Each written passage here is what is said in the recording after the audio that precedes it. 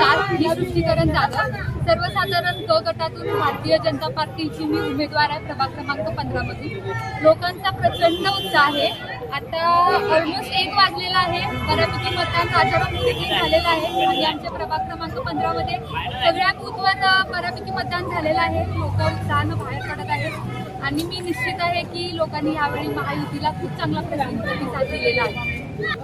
तसं बघायला गेलं तर प्रोसेस खूप किचकट वाटत होती, तेवढी किचकट नाही आहे, सिंपल आहे आणि आपण लोकांना सर्वांना आवाहन केलेलं आहे, ट्रेनिंग दिलेलं आहे, डेमो बॉक्स सगळीकडं आपण मशीन्स दाखवलेले आहेत, त्यामुळं तसं फार सोपं झालेलं आहे आणि इथं जे निवडणूक अधिकारी सगळे बसले ते पण सगळे तसे कोऑपरेटिव्ह आहेत।